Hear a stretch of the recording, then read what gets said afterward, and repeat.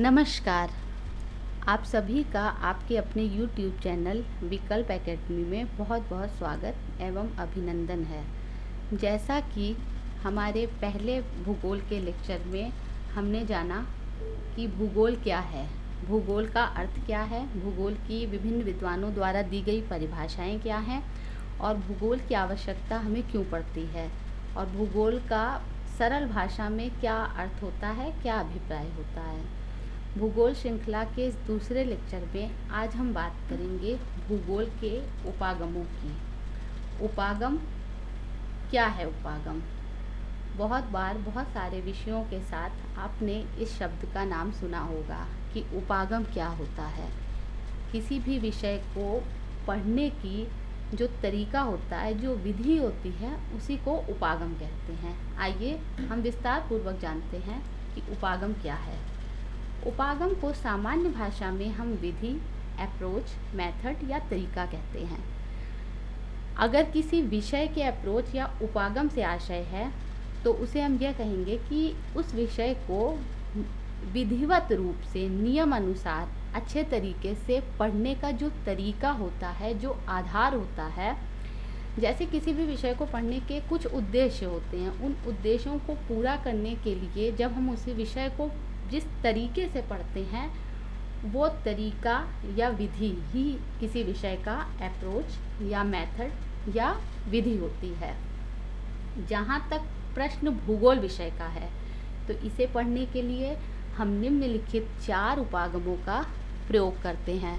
इन 4 उपागमों के आधार पर, इनकी सहायता से हम विषय को भली भांति पढ़ते हैं और हमारा अध्ययन का जो उद्देश्य है उसे पूरा करने में यह हमें सरलता और मदद जो है प्रदान करते हैं।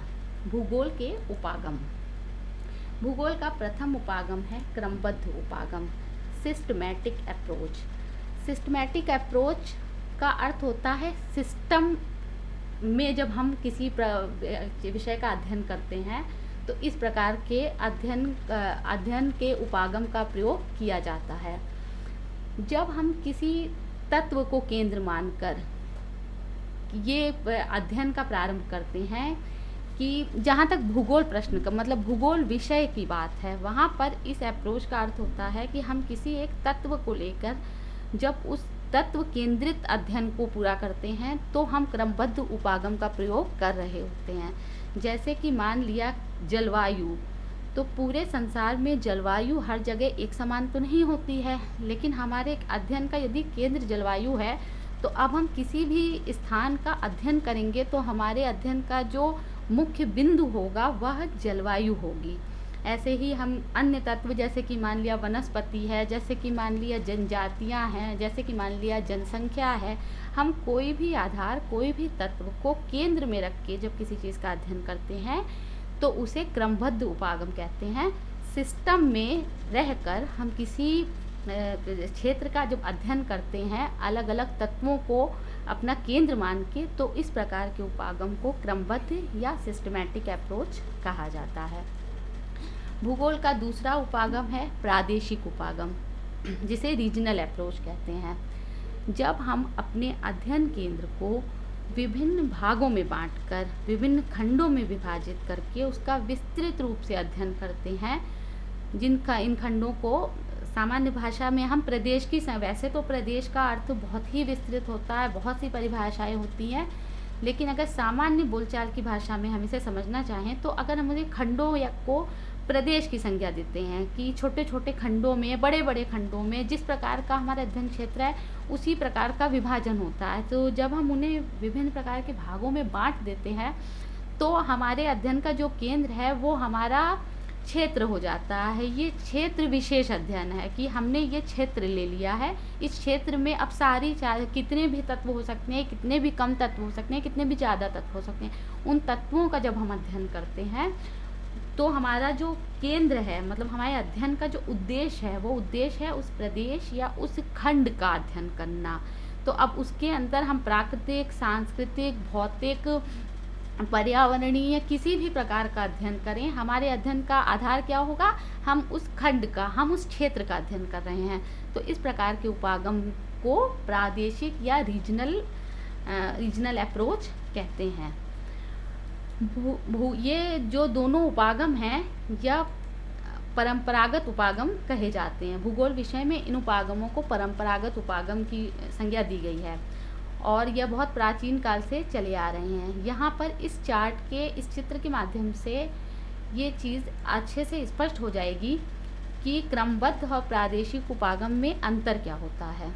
जैसे यदि हमारा अध्ययन तत्व प्रधान है, तत्व केंद्रित है, तो हमें इस चीज़ पे ध्यान कम रखना है कि वो किन किन क्षेत्रों का अध्ययन हम कर रहे हैं। हमें सबसे ज़्यादा ध्यान रखना है कि हमारा के तत्व केंद्रित अध्ययन है। जैसे कि मान लीजिए इस चार्ट में बना हुआ है वर्षा हमारा केंद्र बिंदु है। हमें यह जानना है कि संसार के, संपूर्ण संसार के या हमारा अध्ययन का जितना भी विस्तृत क्षेत्र है, सीमित क्षेत्र है, जो भी क्षेत्र है, उन सभी क्षेत्रों में वर्षा हमारा मुख्य बिंदु है अध्ययन का। कि हमें ये जानना है कि वर्षा कहाँ कितनी होती है और वर्षा किस प्रकार से वहाँ के क्षेत्रों को प्रभावित करती है, को प्रभावित करती है, फसलों को क्या फ़ायदा देती है।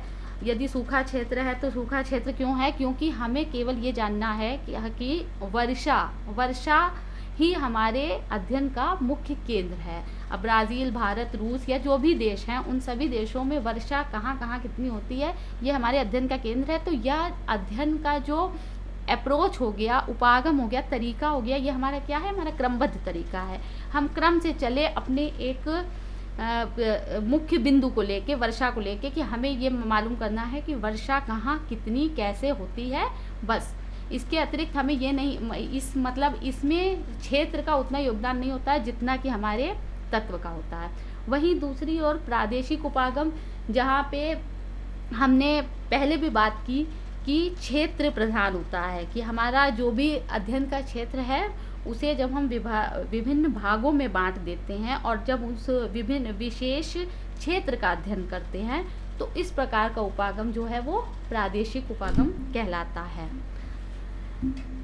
भूगोल के उपागमों में तीसरा महत्वपूर्ण उपागम है पर्यावरणीय उपागम। प्रकृति में वर्तमान समय में मानवीय क्रियाकलापों के लगातार हो रहे हस्तक्षेप के कारण वातावरण में बहुत तरह की विसंगतियां और समस्याएं पैदा हो गई हैं। कई बार ये विसंगतियां, ये समस्याएं भौगोलिक आपदा तक का रूप ले लेती है। पर्यावरण प्रदूषण है, ओजोन छिद्र का ह्रास है, ग्लोबल वार्मिंग है और तमाम तरह की जो जलवायुवी विसंगतियां पैदा हो रही हैं, उसका सबसे जो बड़ा कारण है वो मानवीय क्रियाकलापों का जो प्रकृति में हस्तक्षेप है, दखल अंदाजी है, वही है। इसी प्रकार की जो विसंगतियां हैं, उन्होंने इस प्रकार के उपागम को जन्म दिया है। क्योंकि वर्तमान समय में आवश्यकता यह है कि हम प्राकृतिक संसाधनों का, प्रकृति का प्रयोग इस प्रकार से करें कि प्रकृति भी सुरक्षित रहे और हमारी आवश्यकताएं भी पूरी हो जाएं। लेकिन ऐसा होता नहीं है, क्योंकि यदि हम दोहन करने लगते हैं तो उसमें अगर हम इस बात का ध्यान नहीं देते हैं कि पर्यावरण को क्षति तो नहीं हो रही है, तो उससे पर्यावरण को नुकसान होता है। पर्यावरण को नुकसान होने का कहीं ना कहीं अर्थ यही है कि उसका नुकसान हमको ही या हम लोगों को ही झेलना पड़ता है। तो पर्यावरणीय उपागम में अध्ययन का जो मुख्य उद्देश्य होता है वो हम इस तरह से अध्ययन करते हैं कि संसाधनों का जो उपयोग व्यक्ति कर रहा है, मानव कर रहा है, वो इस प्रकार से करे कि मानव की आवश्यकताएं भी पूरी होती रहे और साथ ही साथ पर्यावरण को भी किसी प्रकार की कोई क्षति ना पहुंचे। जब इसको आधार मान करके अध्ययन किया जाता है तो इस प्रकार के उपागम को पर्यावरणीय उपागम या एनवायरमेंटल अप्रोच कहा जाता है। भूगोल विषय का चौथा और आखिरी उपागम है विश्लेषणात्मक उपागम। ये काफ़ी आधुनिक उपागम है, क्योंकि यह गुणात्मक से ज़्यादा मात्रात्मक वर्णन को और मात्रात्मक विश्लेषण को महत्व देता है। भूगोल की सभी शाखाओं में इसका प्रयोग किया जाता है। वर्तमान समय में ये बहुत ज़्यादा लोकप्रिय है, क्योंकि इसमें विभिन्न प्रकार के भूगोल की जो भी शाखाएं हैं, जिस प्रकार के भी अध्ययन होते हैं, उसमें संख्यात्मक या संख्यात्मक मात्रात्मक आंकड़ों को इकट्ठा करके उनका विश्लेषण किया जाता है और फिर उनका अध्ययन किया जाता है। इन सभी उपागमों को पढ़कर समझकर हम कह सकते हैं कि अध्ययन का उद्देश्य ही निर्धारित करता है कि हमें विषय को किस प्रकार के उपागम के साथ पढ़ना चाहिए, क्योंकि जो भूगोल विषय है या कोई भी विषय है, उसको अध्ययन करने के लिए हमारा कोई ना कोई उद्देश्य होता है, और यदि उद्देश्य की पूर्ति उत्कृष्टता के साथ करनी है तो आवश्यक हो जाता है कि हम सही उपागम को चुनें। आशा करती हूँ कि भूगोल के उपागमों का यह अर्थ और विस्तृत व्याख्या आप सभी लोगों को मेरी सरल भाषा में समझ में आई होगी।